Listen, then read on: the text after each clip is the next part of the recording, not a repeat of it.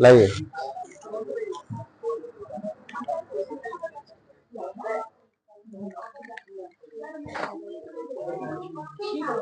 क्या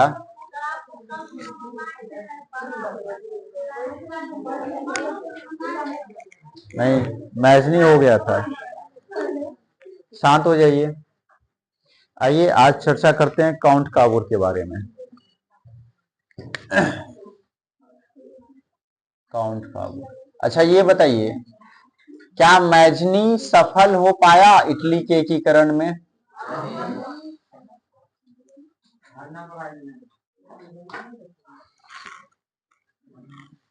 मैजनी सफल नहीं हो पाया। अच्छा, मैजनी के बारे में और कुछ बातें बताइए। मैजनी,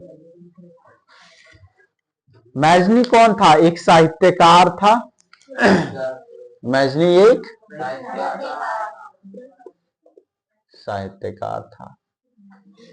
गणतंत्र का पक्षधर था या राजतंत्र का?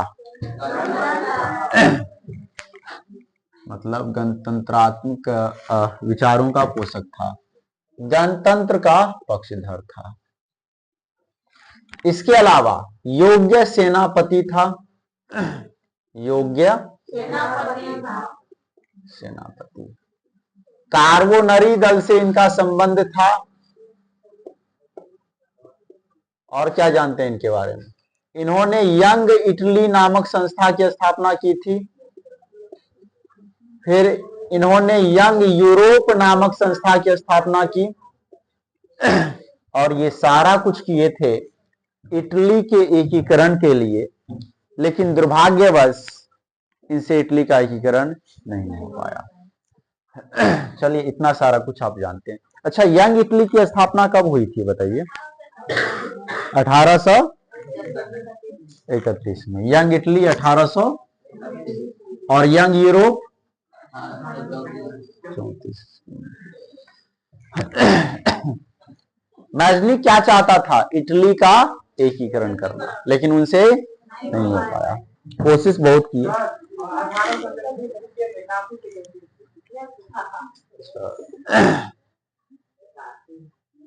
1834। तो अब इसके बाद आया है काउंट काबूर। कौन आया है? विक्टर इमैनुएल का एक प्रधानमंत्री। काउंट काबूर कौन था? विक्टर इमैनुएल का प्रधानमंत्री। और विक्टर इमैनुएल कौन था बताइए तो? विक्टर इमैनुएल कौन थे? ये सार्डिनिया पिडमॉन्ट के शासक थे ना? सार्डिनिया, कौन बात कर रहा है? ये सार्डिनिया पिडमॉन्ट के शासक थे। विक्टर इमैनुएल कौन थे बताइए? सार्डिनिया पिडमाउंट के शासक थे ये, ठीक है। और इन्होंने ही अपना प्रधानमंत्री बनाया था काउंट काबूर। काउंट काबूर, ठीक है। तो इन्हीं के बारे में पढ़ने वाले, काउंट काबूर के बारे में। और ये भी चाहते थे कि पूरे इटली का एकीकरण हो जाए, ठीक है, और पूरा इटली पर हम राज करें। सार्डिनिया पिडमाउंट का शासक, ठीक है, विक्टर इमैनुएल। और इसलिए इन्होंने अपना प्रधानमंत्री बनाया काउंट काबूर को। काउंट काबूर एक सफल कूटनीतिज्ञ एवं राष्ट्रवादी था। काउंट काबूर एक सफल कूटनीतिज्ञ थे। ये काउंट काबूर जो थे एक सफल कूटनीतिज्ञ, एक सफल कूटनीतिज्ञ थे।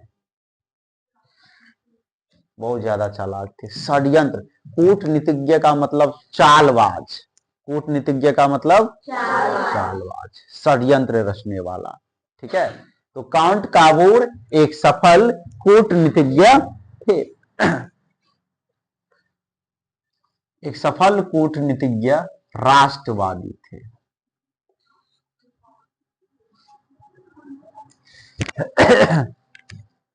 वह इटली के एकीकरण में सबसे बड़ी बाधा ऑस्ट्रिया को मानते थे। काउंट काबूर का मानना था कि इटली का एकीकरण तब तक नहीं हो पाएगा जब तक ये ऑस्ट्रिया का हस्तक्षेप इटली में रहेगा। तो सबसे बड़ी बाधा ये किसको मानते थे? थोड़ा सा मैप बनाते हैं ताकि आपको समझने में ज्यादा बेटर हो।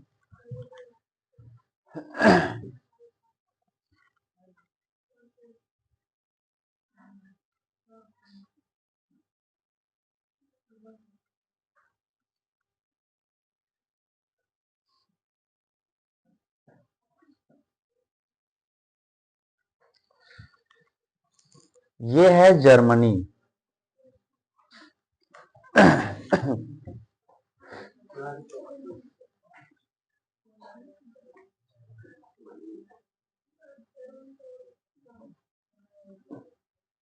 ये है फ्रांस।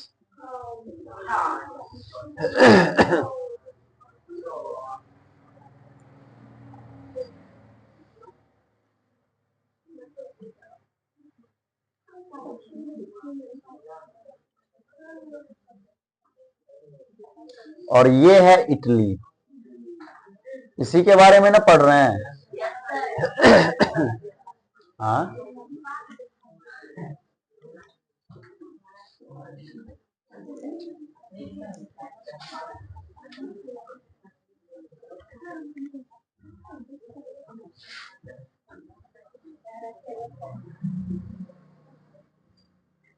और यहां पर है ऑस्ट्रिया।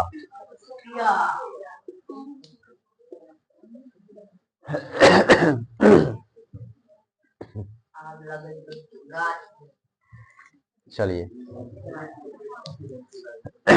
तो अभी जो अपने लोग पढ़ रहे हैं इसके बारे में, इसके इटली के बारे में, ठीक है? इटली, ये है इटली।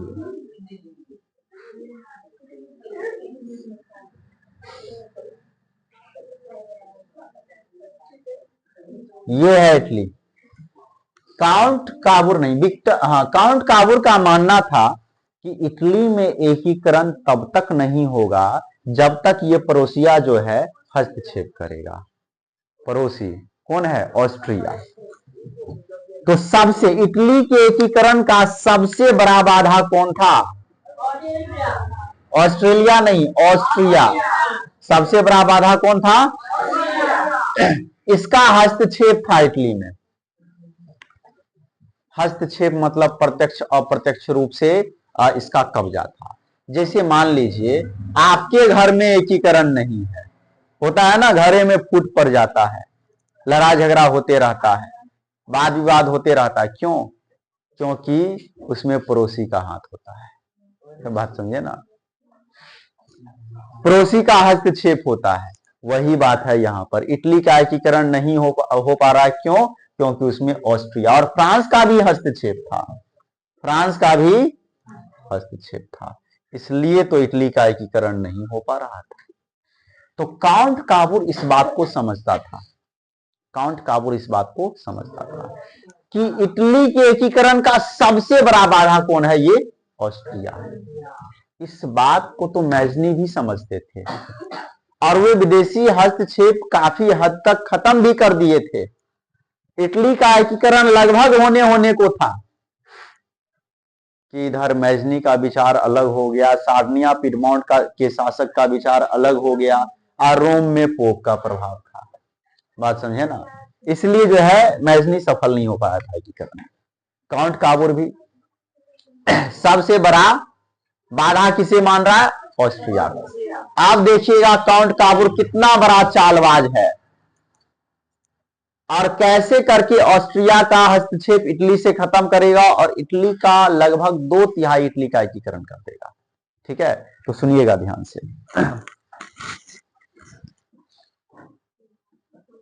अतएव उसने ऑस्ट्रिया को पराजित करने के लिए फ्रांस के साथ दोस्ती का हाथ बढ़ाया।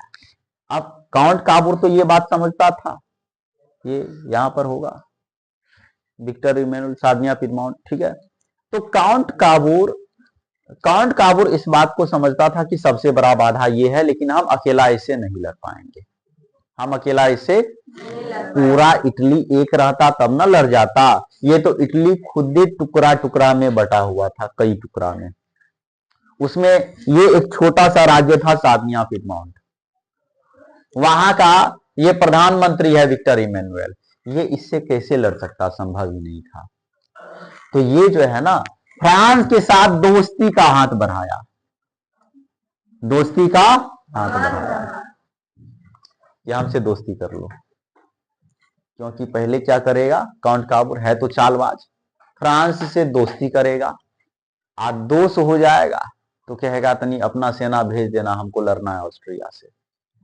तो अपना सेना भेजेगा, तब जाकर के मार मारेगा, खूब मार मारेगा इसको ऑस्ट्रिया को, ठीक है। सुनिए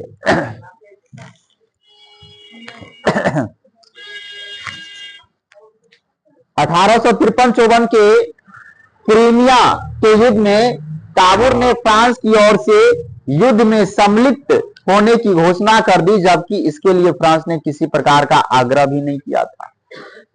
1853-54 में क्रीमिया का युद्ध हो रहा था, सुनिए ध्यान से, बात है 1853-54 की। 1800 इस समय हुआ था क्रीमिया का युद्ध। कौन सा युद्ध हुआ था बताइए? क्रीमिया के युद्ध में फ्रांस किसी के साथ लड़ रहा था, फ्रांस का युद्ध चल रहा था किसी के साथ, इस फ्रांस का किसी ना किसी के साथ युद्ध चल रहा है। अब दो से ऐसे ही थोड़ी ना बन जाएगा। इटली, ये जो था ना काउंट काबूर, वो अपना पूरा सेना लेकर के गया फ्रांस, बोला कि हम हैं, हम आपका साथ देंगे, हम लड़ेंगे आपके तरफ से, क्योंकि ये जानता था कि पहले हम इसका मदद करेंगे ना, तब बाद में वो हमारा मदद करेगा। इसलिए ये बुलाया भी नहीं, फ्रांस ये नहीं बोला था कि आओ थोड़ा सा मेरा मदद कर दो। काउंट काबूर अपने मन से पूरा सेना लेकर के गया फ्रांस का क्रीमिया के युद्ध में मदद करने के लिए, जबकि इसके लिए फ्रांस ने किसी प्रकार का कोई रिक्वेस्ट, कोई आग्रह नहीं किया था। इसका प्रत्यक्ष लाभ काबूर को प्राप्त हुआ। युद्ध की समाप्ति के बाद पेरिस के शांति सम्मेलन में फ्रांस तथा ऑस्ट्रिया के साथ पिडमाउंट को भी बुलाया गया। अब देखिए, पेरिस में एक समझौता हुआ था, पेरिस में एक, तो पेरिस में जो समझौता हुआ, शांति सम्मेलन हुआ, क्या हुआ था? शांति सम्मेलन। तो इस शांति सम्मेलन में कौन कौन आया था? सुनिए, ऑस्ट्रिया आया था। इस शांति सम्मेलन में कौन आया था? ऑस्ट्रिया आया था। ऑस्ट्रिया के साथ फ्रांस, फ्रांस भी आया था। और इस बार जीवन में पहली बार सार्डिनिया को भी आमंत्रित किया गया।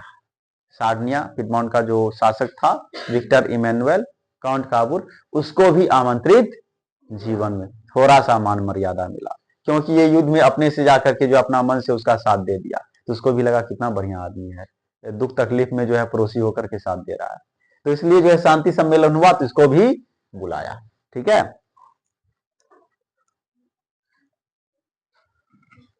तो सार्डिनिया पिडमाउंट को भी बुलाया, ठीक है, ध्यान दीजिएगा। इससे काबूर की महत्ता बढ़ गई, काउंट काबूर का इज्जत थोड़ा सा बढ़ गया, क्योंकि शांति सम्मेलन में उसे बुलाया गया। जैसे होता है ना पंचायती में, यदि कोई फर्स्ट बार आपको बुला करके ले जाए तो आपका इज्जत बढ़ जाएगा, वाह लोग हमको इस काबिल समझता है। असली में आज तक आपको कोई पंचायती में नहीं बुला कर ले गया होगा, जिस दिन ले जाएगा ना तो आपका इज्जत थोड़ा सा सबके नजर में बढ़ जाएगा। पंचायती में आया है, गए हैं पंचायती करने के लिए, वाह बहुत अच्छा। बैठा तो अलग चीज होता है पंचायती। सुनिए, इस सम्मेलन में काबूर ने इटली में ऑस्ट्रिया के हस्तक्षेप को गैर कानूनी घोषित कर दिया। और इस शांति सम्मेलन में काउंट काबूर ने बोला, सुनिए, अब शांति सम्मेलन में सब बैठा हुआ है, पिडमाउंट का शासक, पिडमाउंट का जो प्रधानमंत्री भी है, क्या नाम है इनका? काउंट। ये क्या बोले उस शांति सम्मेलन में कि इस इटली पर जो ऑस्ट्रिया का हस्तक्षेप है ना, ये गैर कानूनी है। इटली में कभी भी ऑस्ट्रिया को नहीं घुसना चाहिए, अपना हस्तक्षेप नहीं करना चाहिए, ये गैर कानूनी है। और इस चीज को साबित कर दिया काउंट का, ठीक है। जिसके कारण संपूर्ण यूरोप का ध्यान इटली की ओर गया। तो वहां शांति सम्मेलन में और भी देश के लोग सब थे, सबका ध्यान गया इस मतलब कि हाँ ये तो बात गलत है, ऑस्ट्रिया अपने जगह में सिमटा हुआ रहे ना, इटली की ओर काहे देख रहा है, वहां पर काहे हस्तक्षेप कर रहा है, बात समझे ना। तो सबका ध्यान जो है इटली की ओर आया, लेकिन किसके कारण, काउंट काबूर के कारण, ठीक है। इस प्रकार इटली की समस्या को काबूर ने अपनी कूटनीति के बल पर संपूर्ण यूरोप की समस्या बना दी। इतना ज्यादा चालबाज थे कि इटली के समस्या को पूरे यूरोप का समस्या बना दिए। बात समझे ना, अपने षड्यंत्र के बदौलत क्या किए, इटली की समस्या को पूरे यूरोप का समस्या बना दिए। अब देखिए,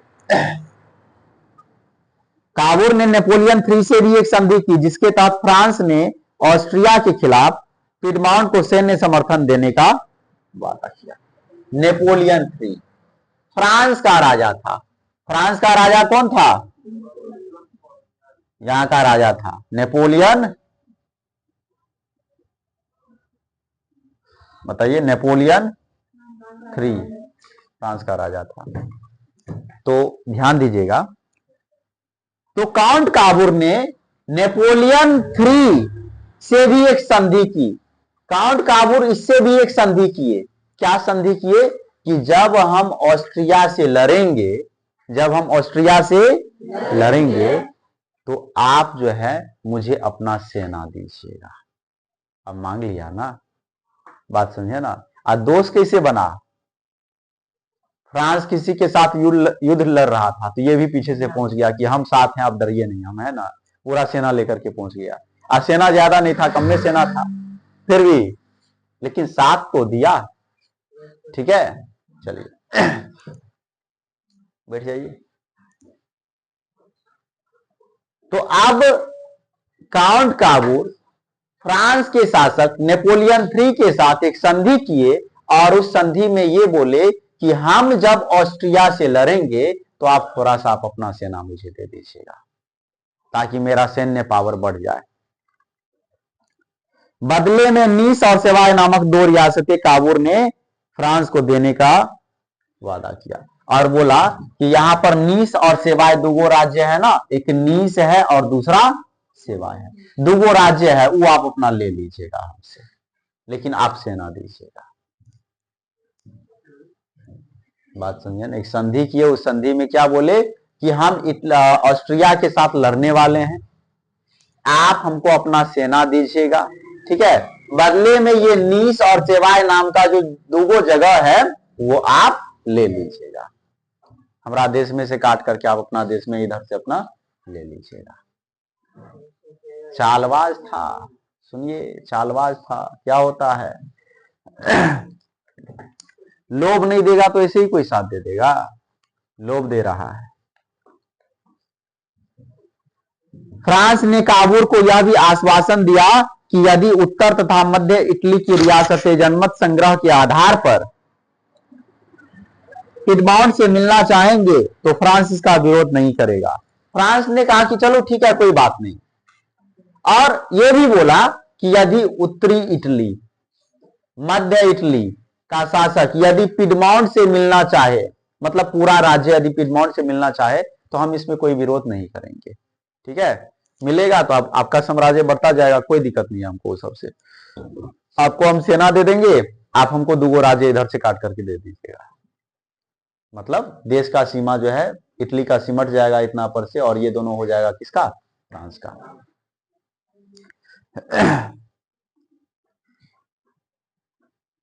फ्रांस ने काबूर को यह भी आश्वासन दिया कि यदि उत्तर तथा मध्य इटली की रियासतें जनमत संग्रह के आधार पर पिडमाउंट से मिलना चाहे तो फ्रांस इसका विरोध नहीं करेगा। इसके लिए काबूर की आलोचना भी की जाती है कि उसने नीस तथा सेवाय नामक प्रांतों को फ्रांस को देने का आश्वासन देकर के इटली की राष्ट्रीय अस्मिता के साथ खिलवाड़ किया। बैठ जाइए कहीं पे, आगे आइए। देखिए तो पूरे इटली में, ध्यान दीजिए, पूरे इटली में काउंट काबूर की आलोचना भी होने लगी, काउंट काबूर की आलोचना भी होने लगी। क्यों? क्योंकि काउंट काबूर ने अपने ही इटली का 2 हिस्सा किसी दूसरे को देने का वादा किया था। मान लीजिए नरेंद्र मोदी ये बोल दे कि हम बिहार जो है नेपाल को दे देंगे, तो क्या अपने लोग आलोचना नहीं करेंगे? पूरा विरोध प्रदर्शन सब कुछ हो जाएगा, आंदोलन सब। बात समझे ना?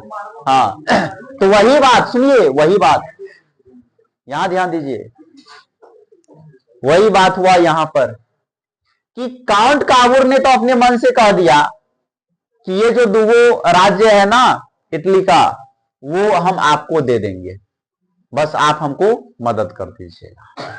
तो इसलिए काउंट काबूर की पूरे इटली में आलोचना भी होने लगी कि ये बिल्कुल गलत है। बात समझे ना? ये राष्ट्रीय अस्मिता के साथ खेल है, राष्ट्रीय सम्मान के साथ ये खेल है। परंतु यह तथ्य भी महत्वपूर्ण है कि तब तक इटली एक राष्ट्र के रूप में उभरा भी नहीं था। यदि 2 प्रांतों को खोकर के भी उत्तरी तथा मध्य इटली का एकीकरण हो जाता तो यह बड़ी उपलब्धि थी, क्योंकि फ्रांसीसी मदद के बिना इटली का एकीकरण काबूर की दृष्टि में संभव नहीं था। काउंट काबूर देखिए, उस समय तो ऑलरेडी पूरा टुकड़ा टुकड़ा था ही, पूरा टुकड़ा टुकड़ा था, इधर इधर चौसे टुकड़ा में बटा हुआ था इटली। यदि 2 राज्य को खो करके भी कम से कम ये हिस्सा और ये हिस्सा भी पूरा इटली का एक हो जाता, इतना हिस्सा भी एक हो जाता, तो ये इटली के लिए बड़ी उपलब्धि थी। तो इसलिए 2 राज्य खो भी जाए तो कोई दिक्कत नहीं है। और जब तक ये फ्रांस मदद नहीं करता इटली का, तब तक इटली में एकीकरण नहीं होता, ऑस्ट्रिया को नहीं हरा पाता। तो इसलिए काउंट काबूर ने जो किया वो बिल्कुल सही किया। अच्छा सुनिए ना, वो भी बेवकूफ थोड़ी ना है। यदि इसको 2 राज्य देगा ना, तो युद्ध में इसे 2 राज्य क्या 4 राज्य छीन लेगा इससे, तो हो गया, 2 खोया 4 पाया, ऐसे वाला काम करेगा। आज जैसे ये मजबूत हो जाएगा ना, तो उसको हरा करके वो भी छीन लेगा। तो इसलिए ये तो षड्यंत्र कर रहा है ना, थोड़ा सा शांति से देखते रहिए ना क्या करता है। इसी बीच 1859-60 में ऑस्ट्रिया और पिडमॉन्ट में सीमा संबंधी विवाद के कारण युद्ध शुरू हो गया। अब पूरा प्लानिंग हो चुका था, पूरा प्लानिंग कि जब हम इस